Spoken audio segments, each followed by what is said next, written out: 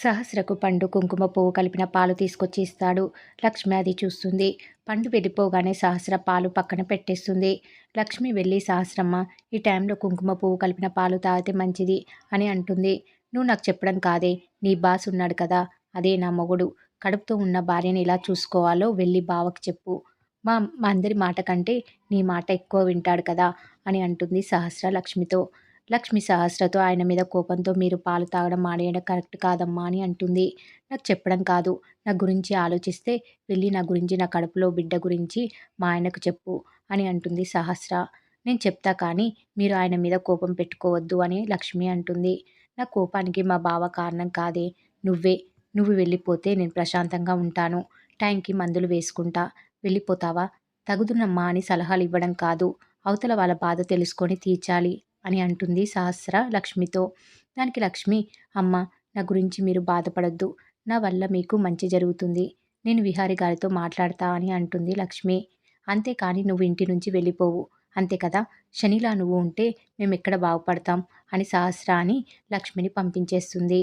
ఇక మరోవైపు విహారి భుజంగం గురించి ఆలోచిస్తూ ఉంటే లక్ష్మి అక్కడికి వచ్చి, మీరు సహస్రమ్మతో మాట్లాడుతున్నారా అని అడుగుతుంది. అది నేను అని విహారి అంటే, ఇప్పుడు తప్పొప్పుల గురించి అనవసరం విహారి గారు. రోడ్డు మీద గర్భవతి కనిపిస్తేనే అందరూ ఎంతో బాగా చూసుకుంటారు. గర్భవతి తన పక్కన తాను ప్రేమించిన వాడు ఉండాలి అనుకుంటుంది. ఒక్కోసారి వికారంగా ఉంటుంది.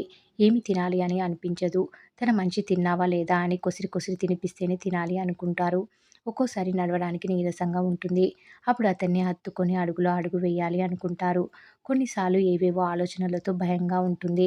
అప్పుడు తన మనిషి అండగా ఉండాలి అని అనుకుంటుంది. హాస్పిటల్‌లోనూ భర్తని మాత్రమే పురుడు పోసినప్పుడు భర్తని మాత్రమే ఎందుకు రమ్మంటారో తెలుసా? భర్త ధైర్యంగా ఉంటాడని. మీకొకటే చెప్తా, సహస్రమ్మకి మీ తోడు ఉండాలి. ఆమెకేం కావాలో మీరే చూసుకోవాలి. ప్రతిరోజు తన ఆరోగ్యం మీరే చూసుకోవాలి. ఈ టైంలో తనని బాధ పెట్టొద్దు అని విహారితో లక్ష్మి చెప్తుంది. ఇక తర్వాత పండు లక్ష్మి దగ్గరికొచ్చి కుంకుమ పువ్వు కలిపిన పాలు ఇస్తాడు. ఆమె తాగి, ఇవి సహస్రమ్మకి ఇవ్వాలి, నాకిచ్చావేంటి అంటుంది. నువ్వు గర్భవతివి అని నాకు తెలుసమ్మా.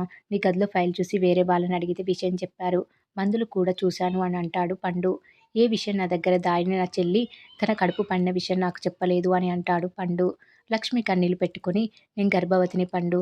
నేను గర్భవతిని అని తెలిసిన రెండో వ్యక్తివి నువ్వు. విహారి గారికి విషయం తెలియదు. తెలిస్తే ఆయన ఇంట్లో అందరికీ చెప్పేస్తారు అని అంటుంది లక్ష్మి. పండు విషయం విహారికి చెప్తాను అని అంటే లక్ష్మి పండు చెయ్యి తన తల మీద పెట్టుకొని, నిజం చెప్తే నేను చచ్చినంత ఒట్టు అని అంటుంది. చాలా తప్పు చేస్తున్నావమ్మా. ఈ కుటుంబం కోసం నీ జీవితం త్యాగం చేశావు. ఇప్పుడు నీ కడుపులో బిడ్డ జీవితం కూడా త్యాగం చేయాలని అనుకుంటున్నావా? తప్పమ్మా అని అంటాడు పండు.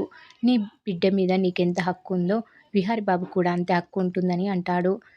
విహారి గారికి తర్వాత చెప్తామని లక్ష్మి అంటుంది. పండు లక్ష్మి మాట్లాడుతూ ఉంటే విహారి అక్కడికి వస్తాడు. పండు ఎందుకు డల్గా ఉన్నావని అడిగితే విహారికి పండు నిజం చెప్పేస్తాడేమో అని లక్ష్మి చెయ్యి కట్ చేసుకుంటా అని పండును బెదిరిస్తుంది. దాంతో పండు నిజం చెప్పడు. ఇక అందరూ భోజనాలు చేస్తుంటే యమున మామతో, శ్రీరామనవమి రేపు కదా, రాముల వారి కళ్యాణం చేయిద్దాం మామయ్య అని అంటుంది. భక్త వాత్సల్యం సరే అంటాడు.